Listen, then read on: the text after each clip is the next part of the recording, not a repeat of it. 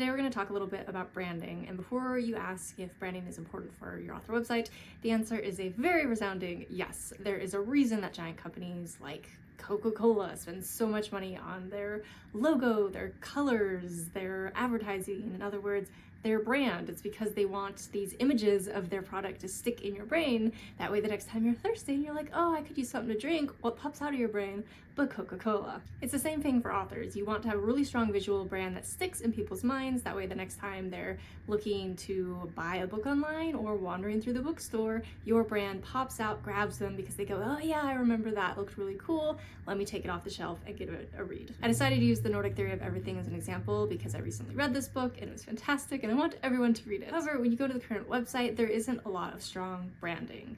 It is mostly white with a little bit of red scattered about, but the red isn't even quite exactly the same red as is on the book cover, so it muddles the message a little bit. And while the book cover itself is fantastic, the website lacks a really strong visual brand, and so it's not going to stick as firmly in your mind. So if you hop over to my design, you'll see that I took the exact colors from the book cover and I've pulled them throughout the entire website.